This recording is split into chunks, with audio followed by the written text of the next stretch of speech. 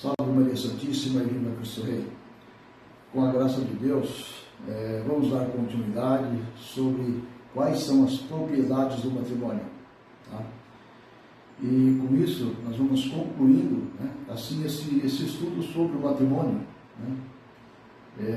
Vamos encerrando aí, lembrando que no vídeo passado, eu encerrei o vídeo passado, dizendo que o matrimônio é uma aventura mesmo, tá? É uma aventura. E que as graças que precisamos nessa aventura para fazer a vontade de Deus, tá? Fazer a vontade, e qual é a vontade de Deus? É formar uma família, formando uma família conforme a vontade de Deus, conforme os desígnios de Deus, Cabe a nós a coragem e a generosidade, tá? E o Criador, ele faz tudo mais. Tá? Tudo mais o Criador, ele está ali para nos ajudar. E hoje, com esse vídeo, nós vamos falar sobre o ministro do sacramento. Tá? E esse ministro, ele não é o padre. Se ele não é o padre, então quem é? São os noivos, são os próprios noivos. São eles que realizam o sacramento. São eles que consentem, e o consentimento deles é a causa eficiente do casamento. Nós já vimos isso aí antes. Tá? O consentimento deles é a causa eficiente do casamento. E o padre, o que é? O padre, o sacerdote, é como se fosse uma testemunha, tá? Uma testemunha, e representa a igreja. E nesse testemunhar do padre, do sacerdote, ele confere, tá? Pelo consentimento dos dois, a elevação da união deles, tá? Pelo consentimento. O padre confere pelo consentimento dos dois. E eu os conjugo em matrimônio, em nome do Pai, do Filho e do Espírito Santo. Tá? O padre conjuga. O padre confere. Tanto é que no rito do casamento, ele é bem simples. O rito do casamento ele é bem simples, mas ele é belíssimo. Né? Ele é belíssimo, mas simples. Tem também a situação exagerada, tá? Materialista, em relação ao casamento. Em relação ao casamento. Pode comemorar o casamento? Sim, sem dúvida. Né? Sem dúvida. Mas tem muita gente que faz da festa o fim último do casamento. Tá? O fim último do casamento. Festejar o casamento é a coisa mais normal do mundo. Tá? Mas não pode se fazer disso aí o objetivo último, tá, do casamento. E até mesmo no rito da igreja houve exagero, com o passar do tempo. Tá? Com o passar do tempo, o passar dos séculos, houve exagero. É certo, por exemplo, que a noiva ela é a grande figura do casamento. Tá? A noiva é a grande figura. E é para ser assim mesmo. Tá? É para ser assim mesmo. Ela que dá o tom das coisas. Existe até uma regra. Tá? Até uma regra. Se casa na paróquia da noiva. Por quê? Porque é a noiva que dita tudo. Tá?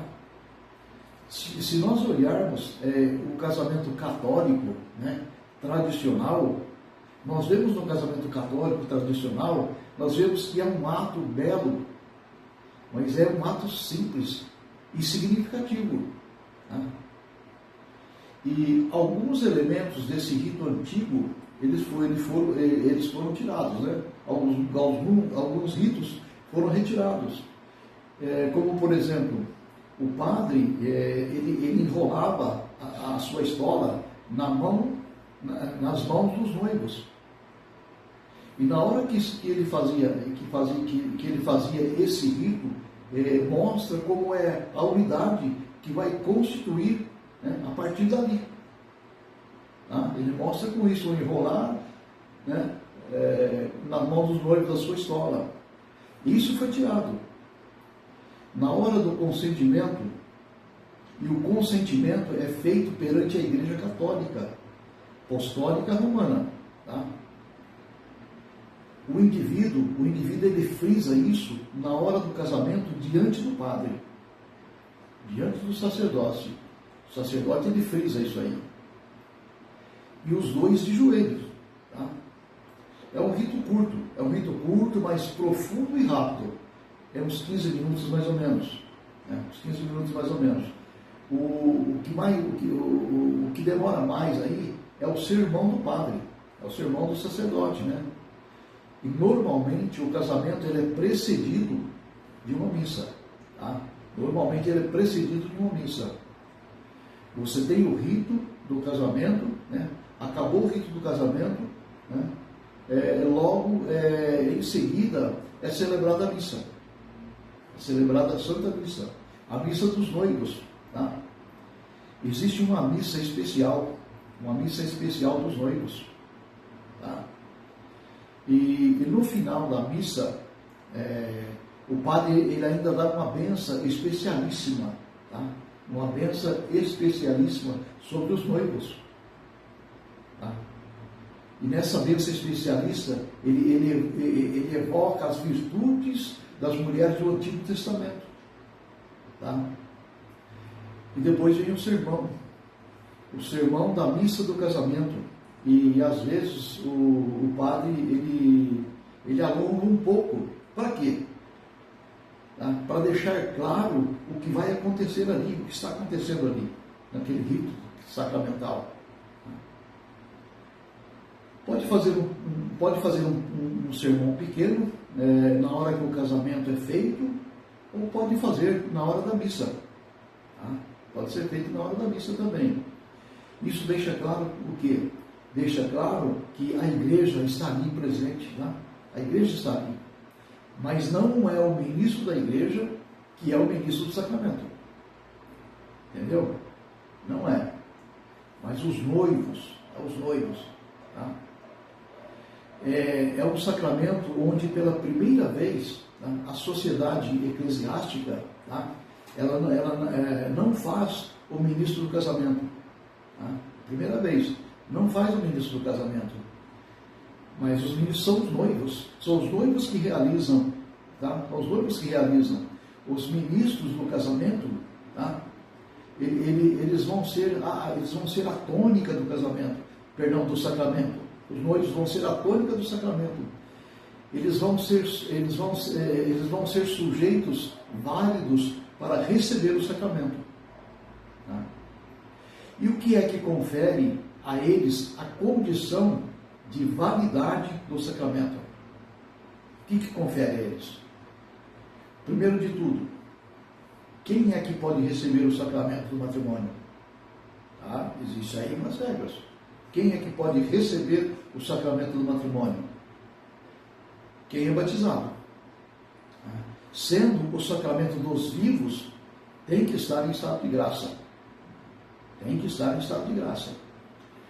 Por isso que, antes de tudo, o padre vai orientar, né, os noivos, né, a fazerem uma confissão geral, né, se confessar direitinho, né, e normalmente tem também uma preparação, tá? Tem também uma preparação, né? Uma preparação para o casamento. E essa preparação, tá, para o casamento, o padre deve fazer. Tá? Existem aí os pastorais dos noivos, né?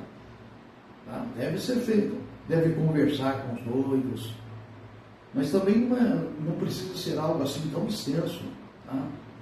É coisa de 1 mês, 2 meses, né? Você falar isso aí hoje já é muito longo, né? Infelizmente. Tá?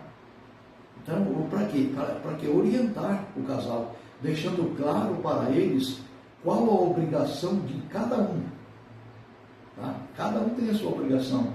Por exemplo, a autoridade do marido sobre a mulher. Tá?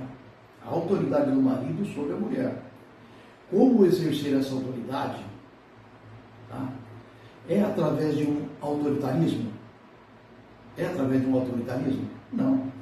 O que é? É uma mutualidade. Os dois estão unidos, tá, com funções específicas. onde, nessa união, onde a cabeça é o marido. Por quê? Por que é o homem? Porque é símbolo de Cristo com a igreja. Você sabe, quem comanda a igreja? É Cristo ou é a própria igreja? É Cristo que comanda a igreja. Mas a igreja é a esposa dele. A igreja é aquela que ele guarda. A igreja é aquela que ele protege. A igreja é aquela que ele comula de bênçãos, que ele comula de graças. A igreja é aquela que ele comula de santidade. Então, essa mutualidade, ela transforma essa submissão em algo aprazível. Algo aprazível. Mas, novamente, a mentalidade revolucionária. Novamente, a mentalidade materialista. O que eles fazem? Eles encaram isso como uma escravidão. Uma submissão da mulher ao homem. Ela se dá dentro da caridade cristã. Essa mutualidade, ela dá dentro da caridade cristã. E é como que um aconchego. E toda vez que envolve uma questão de chefia, toda vez que envolve uma questão de autoridade, com isso aí o mundo moderno que nós vivemos hoje, ele estremece. Eles não aceitam, eles estremecem. Mas toda vez que isso se dá na prática, de forma correta, a coisa se transforma no quê? A coisa se transforma num lar, uma família, um lar. E a gente sabe que, é lógico que não vai ser tudo maravilhoso, tá? A gente sabe que vai ter sérios problemas, vários problemas, não é isso? Várias situações. Mas o fato do casal seguir a moral católica, o fato do casal estar perto da vida da igreja, o fato do casal estar perto do sacerdote, do padre ali, do seu padre, né? Isso vai dar um apoio na hora em que vier essas dificuldades. Entendeu? Vai dar um apoio. Nosso Senhor não promete que vai eliminar as cruzes. Você pode ver na Sagrada Escritura, Ele nunca prometeu. Ele não promete que vai eliminar as cruzes. As cruzes virão, mas Jesus, Ele dá as graças necessárias para passar por elas, passar por essas cruzes, e passar com vencimento, como vencedor.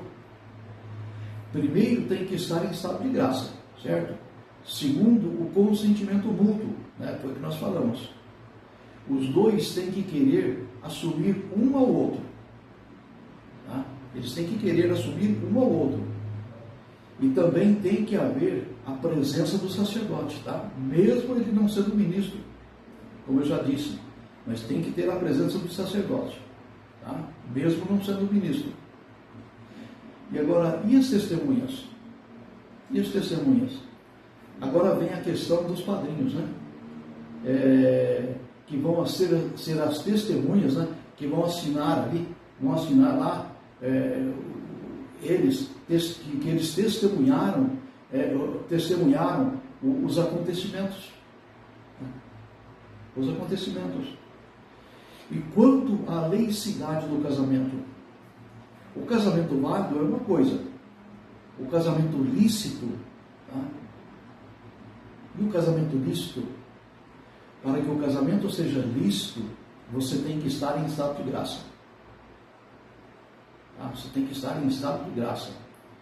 Quando você não se casa em estado de graça, o sacramento pode ser inválido. Ele pode ser inválido. Você não casando em estado de graça. Porque isso que é importante, por isso que é importante a confissão dos dois, que o padre pede a confissão dos dois. Isso é extremamente importante. Porque esses impedimentos que aparecem muitas vezes, é um dos assuntos que vão à tona quando se trata de casamento. Quando se trata de casamento, são os impedimentos. os impedimentos que existem, tá? Que a igreja coloca. São dois tipos de impedimentos. O impedimento chamado de impedientes, tá? Que são chamados também de proibitivos. Impedientes, que são chamados também de proibitivos. E os impedimentos dirimentes. Tá? Os impedimentos dirimentes. Qual é a diferença de um para o outro? Tá? Vamos lá. Os impedimentos proibitivos o tornam ilícitos, tá? Tornam o casamento ilícito, mas não inválido. Ele não invalida o casamento. Agora, os impedimentos dirimentes o tornam inválido. Invalida o sacramento. Vamos ver os proibitivos impedientes. Tá? Por exemplo, são impedimentos que podem ser consertados. Tá? Impedimentos que podem ser consertados. Por exemplo, vou dar um exemplo aqui. O indivíduo ele recebe um voto religioso, certo? E ele tendo um voto religioso, tá? É um impedimento para o casamento. É um impedimento para o casamento, esse voto religioso. Mas pode ser desfeito. O bispo pode suspender aquele voto e permitir o casamento. Outro caso é o do parentesco legal. Parentesco legal é a adoção. Tá? Não se pode autorizar um casamento de imediato nessa condição. Tá? Isso aí é um impedimento proibitivo. Tá? Agora, os impedimentos dirimentes. Tá? Pode acontecer, por exemplo, por falta de idade. Tá? Por falta de idade. E qual é a idade para se casar? Qual é a idade para se casar? Atualmente se torna complicado por conta do fenômeno, isso aí é bem explícito, isso aí, né? Esse fenômeno que está acontecendo no mundo nos nossos tempos, em que a falta de maturidade, principalmente nos homens, tá? Mas as mulheres não ficam de fora também não. Mas principalmente nos homens falta essa maturidade. Tá? Mas no passado, para se ter uma capacidade para o casamento, era menor que hoje. Tá? Era menor que hoje. Um exemplo. Tradicionalmente, um homem com 16 anos, ele já podia se casar. Tá? Ele já podia assumir aí o matrimônio, podia se casar. Menos de 16 anos não podia, não era possível. E a moça com 14 anos. Com 14 anos ela já podia se casar. E também tudo isso aí vai depender também de uma análise do pároco. Tá? E tem também que se levar em conta a lei do país. Por quê? Porque a igreja ela não vai passar por cima dessas leis. E também tem que levar em consideração também a cultura da época. Cultura da época. Hoje, no momento que nós vivemos, um rapaz de 16 anos é uma criança. É difícil encontrar um rapaz de 16 anos hoje com maturidade para assumir um casamento, né? para constituir uma família. Nós sabemos disso. Mas no passado era comum, tá? Era comum um rapaz de 16 anos assumir uma família. No século XIII, o primeiro rei de Portugal foi Dom Afonso Henrique. Ele tinha 16 anos de idade. Eu te pergunto, ele teria condições de se casar? Claro que sim.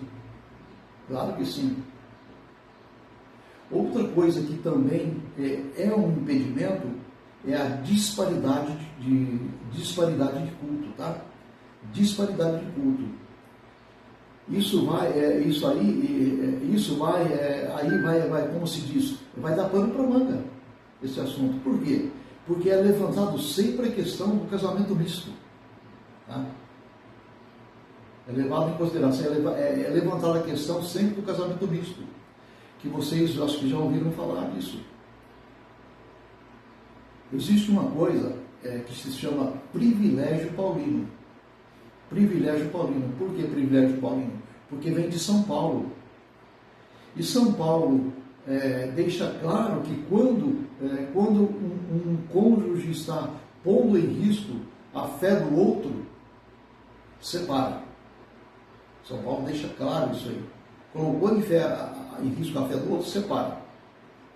O critério da fé que São Paulo levanta, a igreja sempre considerou que a fé não pode ser colocada em jogo.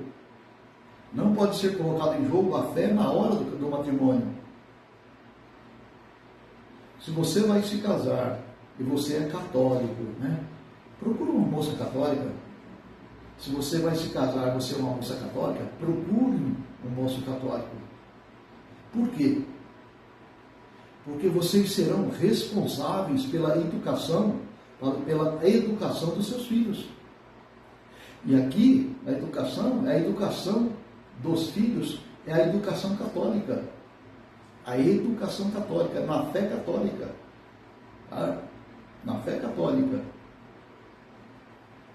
Acontece aí que alguns casamentos que são autorizados, né?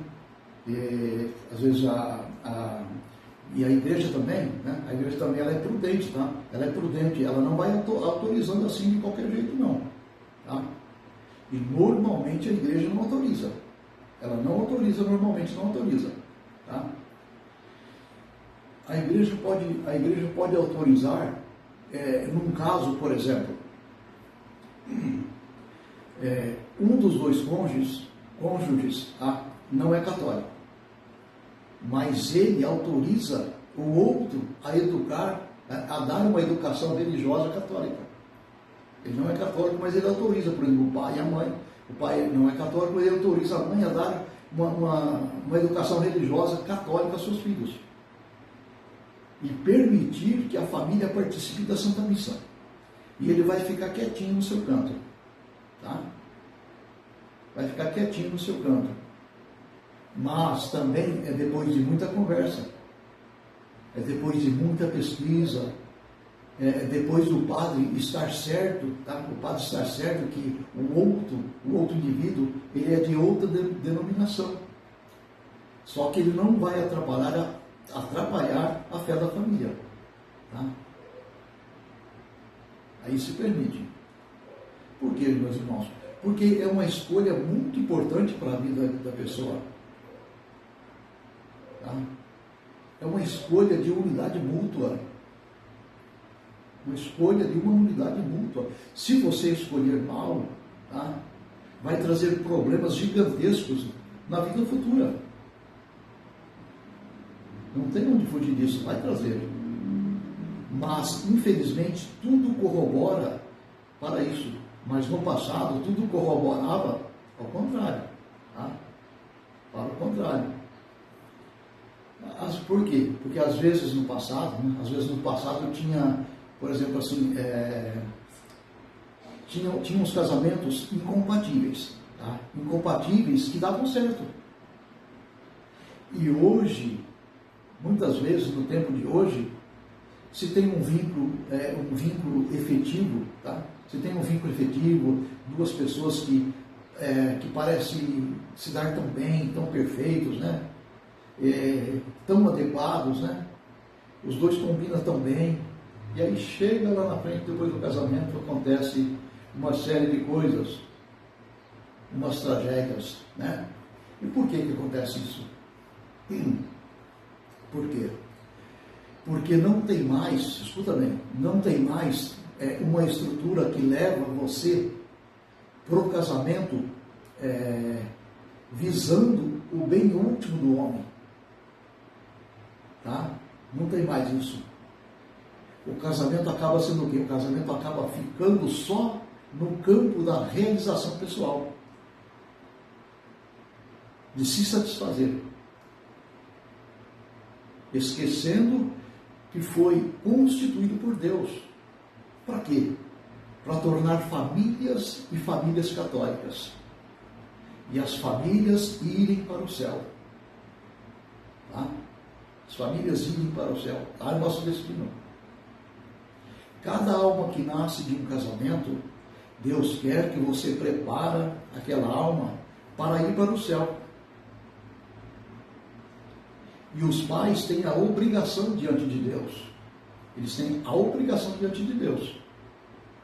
Se os filhos se perderem por culpa dos pais, eles vão responder por isso. Vão responder por isso diante de Deus. Agora, se não foi culpa deles, eles fizeram de tudo, né, para evangelizar, eles fizeram de tudo para que os filhos não rejeitassem, né, a graça, e sendo assim, eles não vão responder por isso. Mas o cuidado que a igreja teve de colocar esses impeditivos, tá, vamos fazer assim, o cuidado que a igreja teve de colocar esses impeditivos, às vezes, por muitas pessoas, é considerado como exagero. Mas por que isso, por que aquilo, não podia ser assim? Está entendendo? Por muitos é considerado como exagero. Foi justamente para que a família chegue ao seu fim nas condições mais perfeitas possível. Tá? E a gente sabe que é o fim que eu estou falando, né? Mais perfeita possível.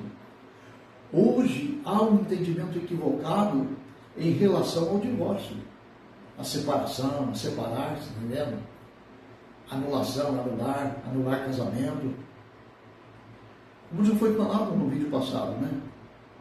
Foi falado, casamento não se anula. Ou ele é nulo desde o princípio, ou ele não aconteceu. Está entendendo?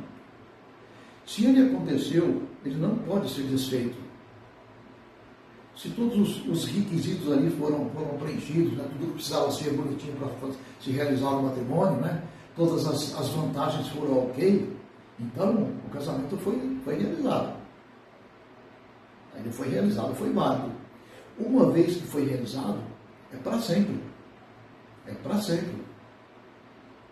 Por isso que tem de se provar o motivo de nulidade. Tá? Tem que se provar perante um tribunal, tá? Um tribunal eclesiástico. Tá?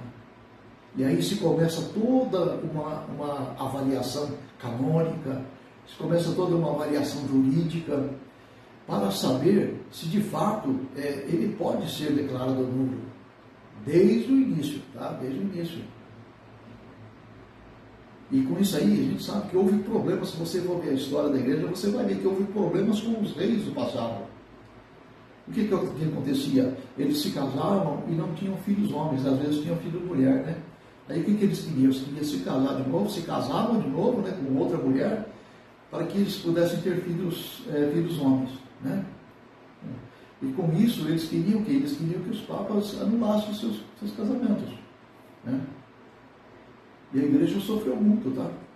A igreja sofreu muito. A igreja sofreu guerras, a igreja sofreu perseguições, a igreja sofreu cismas, né, separações, desentendimentos com esses reis. Por conta disso. Para que tudo isso? Para salvaguardar o sacramento do matrimônio. Tá? Uma outra coisa quanto à consanguinidade. Consanguinidade. Por quê? Porque não pode haver casamento, né? Casamento com um parentesco em linha reta, de sangue, né? Tá? Não pode ter. Tudo isso para proteger a família de problemas que possam acontecer no futuro. Tá? Para salvaguardar, para proteger as famílias de problemas, e virão problemas se for feito assim. A igreja sabe disso. Também a questão das afinidades. É outra questão. Os afins que são parentes dos cônjuges. Tá? Vou explicar.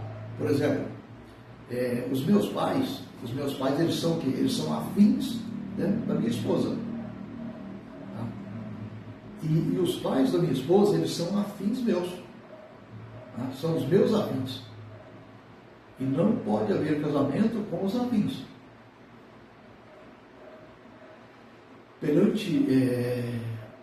perante a lei, se o casamento é desfeito por motivo, por exemplo, pela viuvez, faleceu um dos cônjuges, né?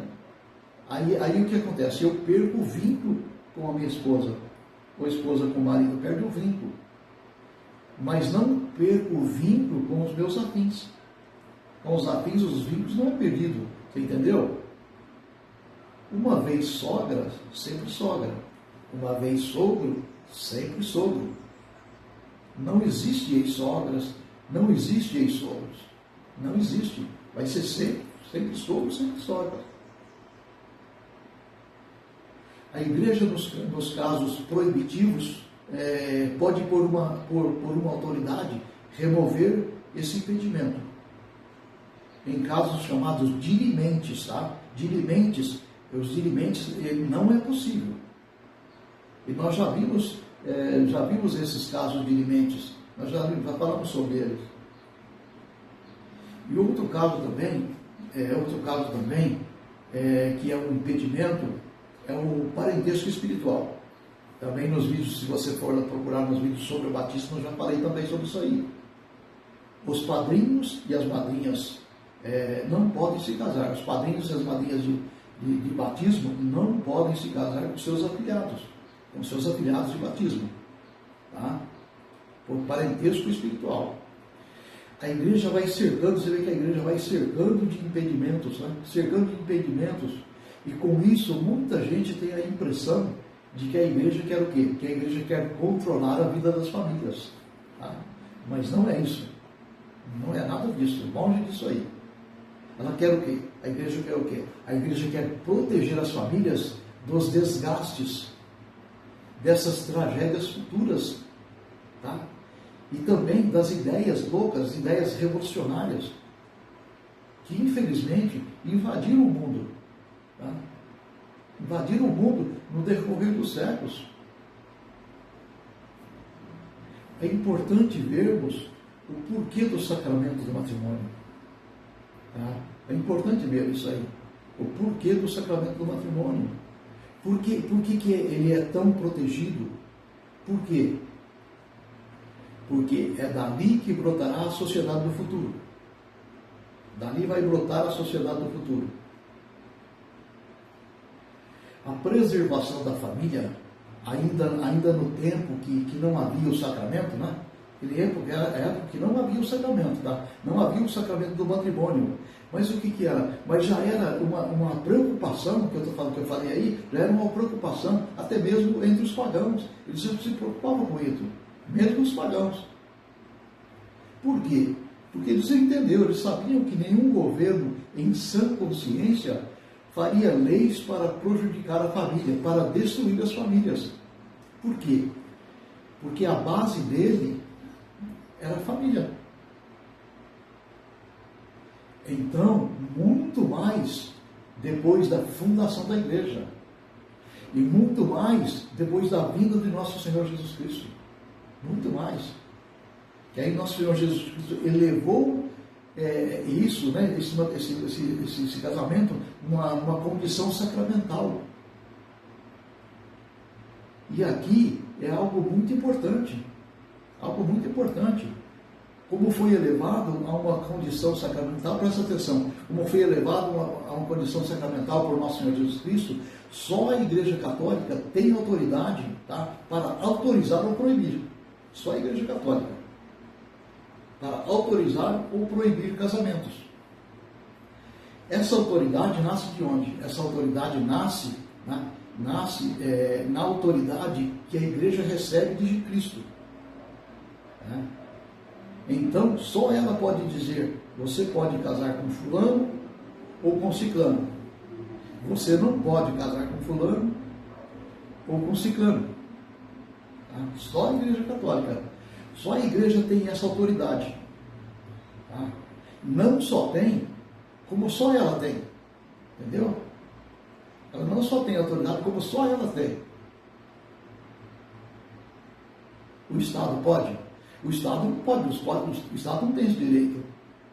Nós já vimos que o casamento civil é nulo. Nós já falamos sobre isso aí. O casamento civil ele é nulo perante a igreja. é só para a questão de divisão de bens, é só para a questão de comunhão total de bens ou comunhão parcial de bens. Tá? Você escolhe um ou outro na hora de casar, casamento civil aqui, entre aspas, né?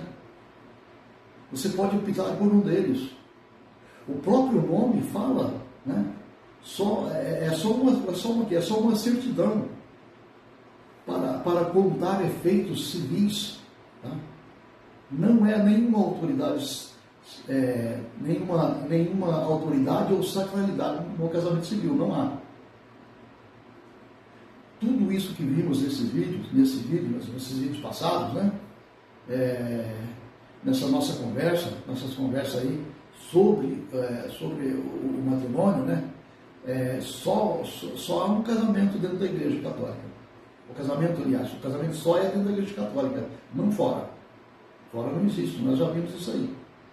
Né? Efeitos civis, tá? É só para efeitos civis. Efeitos jurídicos, separação de bens, divisão de bens, só isso. Tá? A igreja nunca reconheceu. Tá? O dizer católico, o dizer casamento civil já está errado. Nós já falamos sobre isso aí no vídeo passado. No vídeo passado já foi dito isso aí. Já está errado. O casamento só acontece na igreja. A Igreja Católica Apostólica Romana. Tá? Que Nosso Senhor elevou a um sacramento. Tá? O sacramento do matrimônio. Aí são dadas as graças necessárias. Tá? Muito bem, meus irmãos. Espero ter contribuído pelo menos um pouquinho, né, para aumentarmos a nossa fé. Eu acredito que muitos tinham dúvidas, né, a respeito disso, né? E então tentando aí ensinar, tentando aí ajudar, né, tirar algumas dúvidas, né? Porque é de muita importância para nós católicos, apostólicos romanos, né, ter essa consciência, né, consciência do que a igreja ensina, do que a igreja fala. Tá bom? Ok, meus irmãos? Muito obrigado. Até o próximo. Deus abençoe.